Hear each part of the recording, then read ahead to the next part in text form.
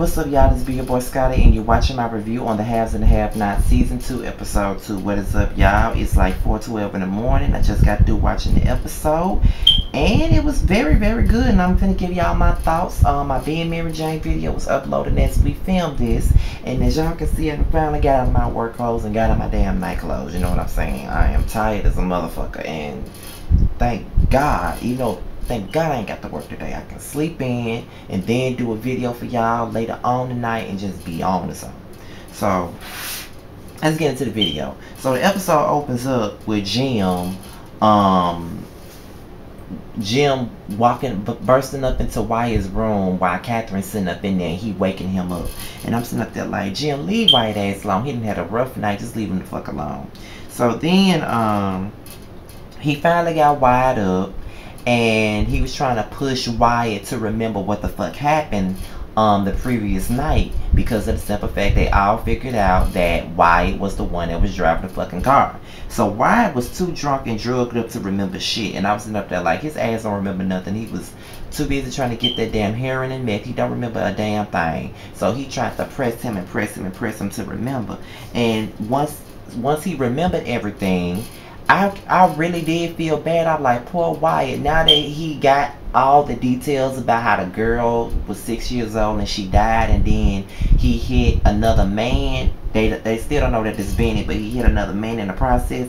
He really felt bad. He was crying his ass off. And honestly, I really did feel bad for Wyatt. And I don't normally feel bad for his drug addicted ass, but I feel bad for him tonight. I honestly did feel bad for his ass, though. I really, really did. And but Jim was going to fuck in on Wyatt. Like, he was going in on him to the point where I felt bad for him. Like, he was going to fuck in on Wyatt ass, like going in on Wyatt, period. And I was sitting up here like, but he deserved every piece of the word that he getting, because I mean, it was no need for him to be going out stealing that boy car, getting drunk and getting high like that. Now he done killed somebody and probably gonna kill somebody else in the process. Like, that don't make no sense. And but at the same time, even though that I'm reading him about it, I really do feel bad for Wyatt. Like, I cannot believe I'm feeling bad for him. So we cut to the next scene with Amanda, dumb, stupid, crazy, demented ass, looking in a coloring book, laughing. And I'm sitting up here like, can she just die already? Like, why the fuck is Amanda so weird, slow, and fucking stupid? You know what I mean? Like, the bitch is stupid, and I want her to die. So, Jeffrida walks in, and after he hears her laughing, she tells him that she's suing her parents for a trust fund. And I'm just sitting up here like, this bitch is fucking demented. Like, what the hell is wrong with her? Like, she's talking about she wasn't laughing. Jeffrida know what the fuck he heard, bitch. Don't play with nobody else's motherfucking emotions and fucking intelligence. That motherfucker knew you was laughing. But what the fuck were you laughing for, though? And what is wrong with you? And what are you on? I swear. But Jim walks in trying to make a phone call, and then Celine thirsty ass walks in. You know, she can't get she just got to get a sip of Jim. And even though he talks to her ass like she a dog. But anyway, so she talks to Jim, trying to get him to get in her skirt again. And I'm sitting up here like, why won't you get a life? The motherfucking nigga don't want your ass. So why the fuck can't you get a motherfucking life for real, though? Like, why don't you take your, like, Tyler, why is she here? Why won't you just take your ass back to Harmony, be back to, go back to being Teresa's mama on Passions, and get the fuck out of here? Because I at least liked you when you was Teresa mama on Passions, but on this motherfucking show, I don't like your ass one bit, and I want you to die. Like, get the fuck on. So then, after Jim leaves, Slavna calls, and that's when this thirsty ass bitch answered the phone, which I knew she was gonna be a dirty, low down bitch, to the point where Slavna ain't even did nothing to this bitch, but yet she being a low down, dirty ass bitch. So Slavna tells Celine that she's having a family emergency and she won't be able to come in, and she talking about she gonna tell Catherine. And she still gave her a hard time on the phone like the childish ass bitch that she is. So after she hung up the phone, she told me she wasn't gonna tell Catherine shit. I'm sitting up here like, I cannot fucking stand her. So Jeffrida and Candace have a conversation, and he pretty much tells Candace that Amanda told him that Hold on, y'all. Pretty much told him that she's suing her parents for the trust fund. And you know, he asked Candace about her involvement, and I just started laughing because of the simple fact he really be seeing right through Candace and her shit. Like he really be seeing through her evil plans all the time, and it be really funny. So he told her to stop taking advantage of what's her name, of Amanda, because she real slow. And then Candace was like, she's very intelligent, she's smart. And then even Jeffrita knows that this bitch is slow. Like, when Jeffrita call your ass slow, something wrong with your motherfucking ass, because even he sees that this bitch is slow. So then he started telling Candace about how the Criers are ruthless and all they care about is their reputation, and they will kill to keep their reputation on point. And that's when Candace was like, remember, I'm a bad bitch. And I'm sitting up here like, this motherfucking bitch ain't scared of shit. And this is why I like Candace, because nothing, she don't fear a damn thing. That bitch don't fear shit. So we cut back to Amanda standing outside the dude that raped her house, smoking a motherfucking cigarette after he done taken his kids and wife off to the bus. She confronts him, calling him a monster. You're a monster. You're a monster. And I'm sitting up here like, bitch, you a fucking monster yourself. Like, what the hell is wrong with you?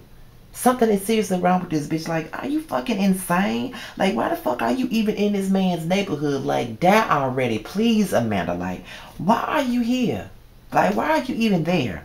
So we go back to Jim's office and we meet this woman named Maggie who's going to be working with them, and she pretty much talks about the situation with the accident. Unbeknownst to her, the situation has a lot to do with Jim's son. So after that, after she leaves, that's when Jim tells David about the car that killed the girl and ran over Benny is Jeffrey's car. And then that's when David pretty much said, you know what I'm saying, yes, okay, so it was Jeffrey's car, Wyatt was driving it. And then that's when Jim was like, how do you know that? Because Jeffrey told me. And then he was like, because Jeffrey does not lie and have no reason to lie. And then that's when Jim tried to deflect the situation and tried to make it seem like, you know what I'm saying, Jeffrey was the one that was driving the car. And I was like, really though? Like, are you fucking serious? You trying to deflect the fact that your meth using son killed the girl and got another man in the hospital damn near brain damage. And I'm sitting up here like, the description of the man who hit Benny was a fucking white man. Jeffrita is nowhere near white. So whether Jeffrey was driving a car or not, the description was a white man. So apparently Jeffrey was not in the car. You are so dumb to be a judge. Like, for real. So then after he got done trying to deflect everything on Jeffrey, he came to his senses and realized that his son was the one that did it.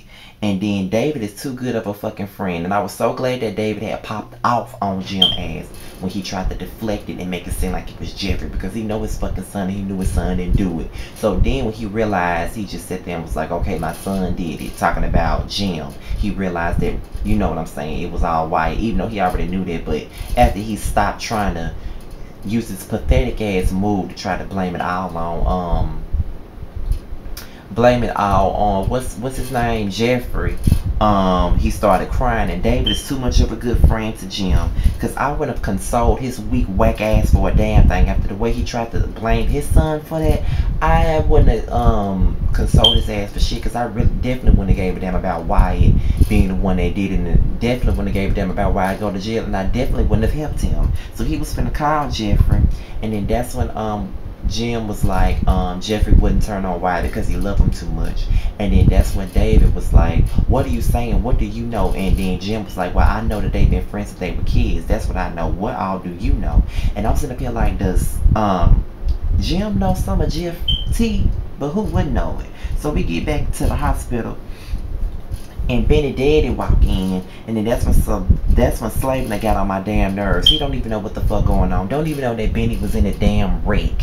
You know what I mean? And so she gets on my nerves with her self-righteous Lee Street wig wearing ass, always trying to go in on a man. First of all, I don't know why you stay trying to go in on him, because that was your past mistake when you was having a fucking good time. You never should have kept the man out of your son's life, and you never should have lied to your son about his motherfucking daddy. So why the fuck is you mad? So after he tries to see what was going on, she snaps on him and he goes away. The nurse comes in. She tells Slavna asks, does she know the guy, Benny's dad? And she was like, he flirts with all the nurses, he's a player. And then that's when she was like, with his condition, you would think that he would stop. And she was like, what's wrong with him? He got kidney failure. He listed 3 of his kids by his wife and 2 other kids, so he listed 5, including Benny. And then Slavna got mad. Bitch, please, I don't give a fuck. I don't know if y'all agree with me or not, but I would have put Benny name down too, because he my damn son, whether Slavna try to keep him out of my life or not. So fuck Slavna. She gets on my fucking nerves with that self-righteous ass bullshit that she be playing. So Celine, we get back to Celine at the house. Catherine comes in and realizes that Slavna isn't there, and she wants Celine to call, and Celine claims she ain't heard from her, but Celine plays that like she calls Slavna after Catherine walks out. Such a dumb, deluded, thirsty ass bitch. So we get back to the hospital, and Slavna finds out that he got swelling in his brain, and if he don't stop swelling, he gonna die. And the doctor suggested that she go ahead and do funeral arrangement. And I'm like, oh my God, poor Benny. Lord, I hope he don't die. And that was the end of the episode. So this is my review of the haves and have-nots. Be sure to follow me on Twitter at www.twitter.com/rebellious_still without the G. Follow me on Instagram at rebellious_Scotty. And follow my Facebook fan page. Just type in Team Scotty and like it. Y'all, this is the end. After my Being Mary Jane video is done uploaded, I'm going to upload this. And I'm going to let that upload as I sleep. And that should be up in a little while. In the morning time when the sun come up. So I'm finna go to sleep, and I need to holler at my boy Justin J. I miss my friend so much. I really do hope we go to Memphis for my birthday like I planned to, so I can see my friend. But other than that, y'all, I'm out of here. Have a great night and morning, and I'm out of here. It's supposed to be 4 in the morning. I'm out, y'all. Peace.